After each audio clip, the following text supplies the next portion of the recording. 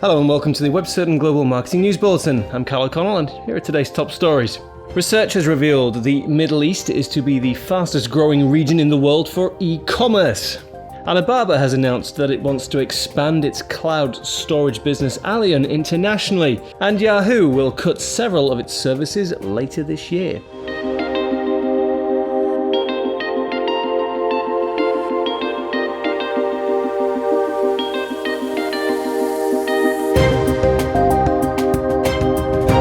A report by Payfort has revealed the Middle East to be the fastest growing region in the world of e-commerce.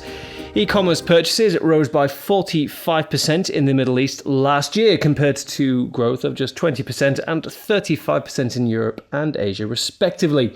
The UAE, Saudi Arabia, Kuwait and Egypt were the countries with the largest e-commerce markets. The Middle East e-commerce market is worth around $14 billion currently, with this predicted to rise to $20 billion by 2020.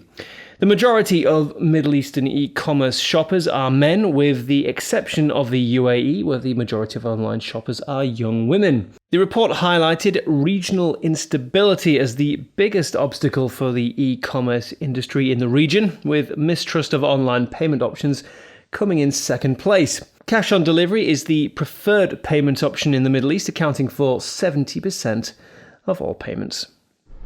The Chinese tech giant Alibaba has announced that it wants to expand its cloud storage business Aliyun internationally. Alibaba has entered into partnerships with 7 different data center companies, including some rumored to be in the US and Singapore. The partnerships will allow Aliyun to use the data centers for its cloud storage business, putting it in direct competition with other global cloud storage companies such as Google, Microsoft, Amazon, and IBM. Aliyun has said that there is a strong demand for cloud storage solutions, saying, "There are more and more storage problems and more clients are in need for bigger storage capabilities." The global cloud storage industry is worth around $16 billion. Yahoo has announced that it will cut several of its services later this year.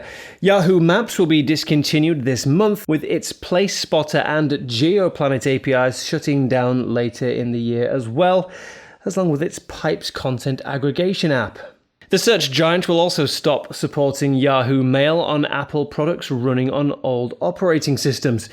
It will also be stopping its following services in these countries: Yahoo Entertainment in Singapore, Yahoo Movies in Spain, Yahoo Music in Canada and France, Yahoo Music and Yahoo Autos in the UK, Germany, France and Spain, and the Yahoo search engine in the Philippines.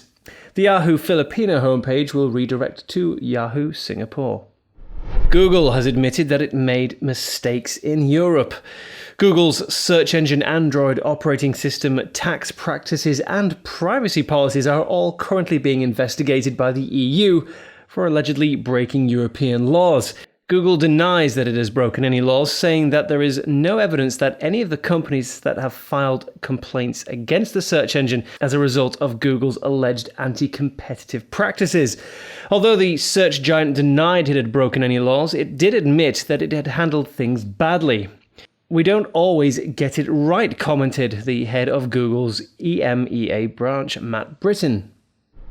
And finally, the Chinese social network Weibo has announced that it will start removing images of women in their underwear or swimwear. The announcement is in response to the Chinese government's strict internet censorship rules, which ban pornographic and other offensive content. It is unclear whether this censorship will even apply to images of female swimmers competing in sports tournaments. Modeling agencies will have to submit official documentation to Weibo to prove that they are a legitimate business. Agencies that fail to do so will have their accounts taken down. The announcement has been met with criticism from Weibo users who have made comments such as, "I didn't realize I lived in North Korea." Weibo is a Chinese microblogging website similar to Twitter. It's one of the most popular social networks in China, although membership has dropped by 9% in the last year. And that's all for today. Thanks for watching, and join us next time for more global marketing news. Goodbye.